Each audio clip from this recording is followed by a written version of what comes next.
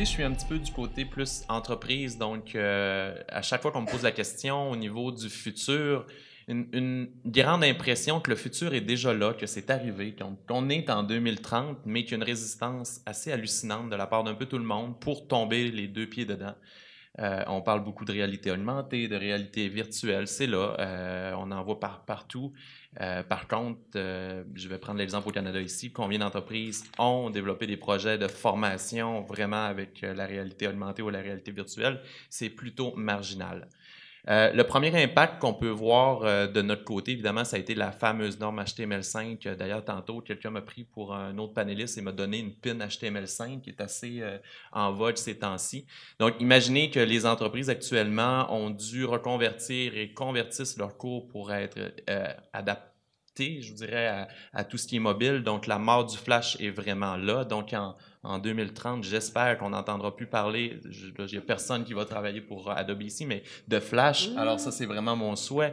Donc, tout est sous mobile et qu'on ait aussi la possibilité avec HTML5 d'être aussi puissant qu'on l'était avec Flash. Donc, qu'on ne se questionne pas à savoir au niveau des activités pédagogiques qu'on a à faire, autant d'interactions et une puissance qui est très, très forte. Un autre élément qui est impact, c'est clairement au niveau de la richesse, qu'on parle de simulation, de gamification.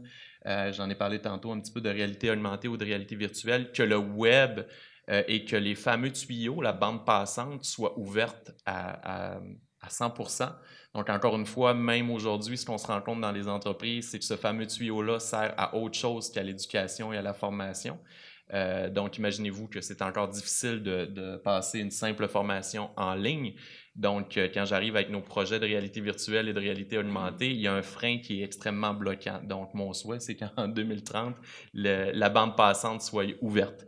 Autre élément important également, qui est toute la donnée, le big data, donc l'utilisation de ces fameuses données qu'on parlait tantôt, donc toute l'analytique pour être capable d'améliorer nos formations avec les LMS, donc être en mesure, presque en temps réel, de s'assurer que nos apprenants ont apprécié notre cours, qu'on les a fait vivre des expériences également, et d'éliminer la problématique du data garbage des LMS actuels. Donc, je vous dirais que 60 à 70% des LMS ont la mauvaise information présentement. Donc, ça, c'est un souhait également. Donc, il va juste avoir des beaux LMS bien, avec des bonnes bases de données.